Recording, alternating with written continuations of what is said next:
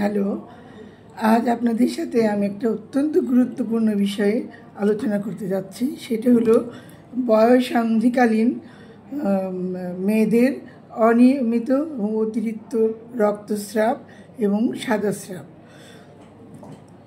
সেটা হলো যে বিশেষ করে পিরিয়ড শুরু হওয়ার পরপরই প্রথম 2-3 বছরের মধ্যেই মাসিকটা সাধারণত অনিয়মিত থাকে।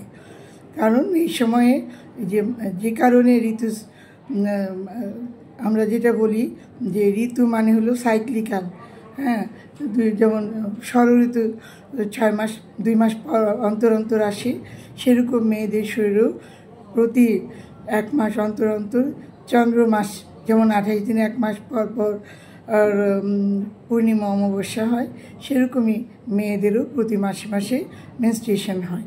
কিন্তু এই সাধারণত মেনস্ট্রুয়েশন যখন শুরু হয় প্রথম 2 থেকে 3 বছর কিন্তু এটা সাইক্লিক্যাল থাকে না, এটা অনিয়মিত থাকে। কারণ হলো যে যে রেগুলেট করে উপর থেকে ব্রেন, মস্তিষ্ক, সেই মস্তিষ্ক থেকে ওর হাইপোথ্যালামাস বলি, পিটুইটারি গ্ল্যান্ড বলি, ওভারি বলি, এই যে পিটুইটারি ওভারিয়ান অ্যাক্সিস আমরা বলি, যা হলো মেনস্ট্রুয়েশনকে কন্ট্রোল করে নিয়মিত সাইক্লিক্যালভাবে, সেটা কিন্তু রিসেট হইতে সময় লাগে 2 থেকে 3 মাস, 2 থেকে 3 বছর। এই সময়টাতে প্রথম 2 থেকে 3 বছর সাধারণত দেখা যায় যে মাসিকটা অনিয়মিত থাকে।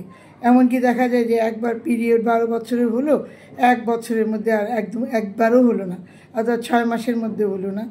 অথবা পিরিয়ড একবার শুরু হলো তো 15 দিন পর পর হচ্ছে, বা মাসের মধ্যে 3 বা 4 বার করে হচ্ছে।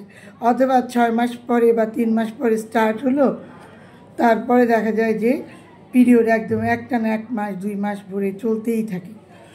তো যদি অনিয়মিত হয়, 1 মাস বা 2 মাস বা 6 মাস বন্ধ থাকে, তাতে কোনো ক্ষতি হয় না। সাধারণত 2 থেকে 3 বছর পরে ওর বয়স যখন 16-17 হবে, এমনিতেই রেগুলার হয়ে যাবে।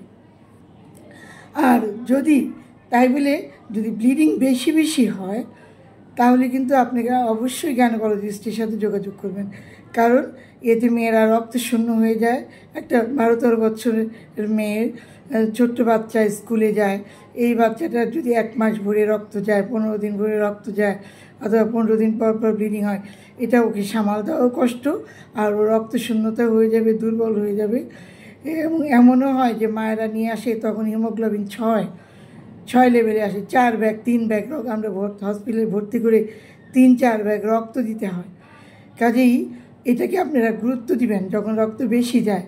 আর যদি 3-4 মাস রক্ত না যায়, তখন অত বেশি ভয়ের কোনো কারণ নেই। তবে ডাক্তারের সাথে যোগাযোগ করবেন, যাতে ব্লিডিং যখন শুরু হবে তখন যেন অতিরিক্ত না যায়, ওটাকে বন্ধ করতে হবে। আর সাধারণত 16-17 বছর বা 18 বছর পরে এটা নিয়মিত হয়ে যাবে।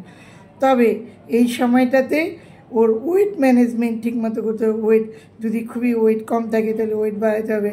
আর ওয়েট যদি খুব বেশি বেড়ে যায়, অনেক সময় PCOS ডেভেলপ করে, পলিসিস্টিক ওভারিয়ান সিনড্রোম, তখন ওয়েট কিন্তু কমাইতে হবে।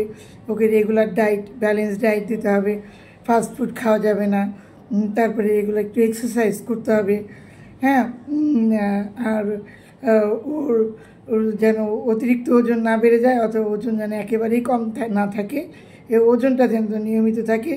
ওর খাওয়া দাওয়ার প্রতি খেয়াল রাখতে হবে, ওর এক্সারসাইজ করতে হবে, একদম যদি সেডেন্টারি না থাকে। আমরা আজকাল শুধু পড়াশোনার দিকে খেয়াল করি, শুধু পড়াশোনা করলেই হবে না, এই সময়টাকে তার শরীর স্বাস্থ্যের দিকেও কিন্তু খেয়াল রাখতে হবে। তাকে নিয়মিত খাওয়া দাওয়া করতে হবে, নিয়মিত এক্সারসাইজ করতে হবে, খেলাধুলা করতে হবে, তার মানসিকভাবে সুস্থ থাকতে হবে। তো এইভাবে আপনারা, ওর যদি ব্লিডিং বেশি হয় তাহলে অবশ্যই ডাক্তারের সাথে যোগাযোগ করবেন। আর এই সময়টাতে একটু সাদাস্রাবও একটু বেশি হয়, ওইটা তেমন কোনো কারণ নেই, ওইটাও কিন্তু 18-19 বছর হলে ওইটা ঠিক হয়ে যাবে। ধন্যবাদ সবাইকে। আপনাদেরকে আবারও আমার ভিডিও দেখার জন্য বা সাবস্ক্রাইব করার জন্য, ফলোয়ার হওয়ার জন্য অনুরোধ করছি। ধন্যবাদ।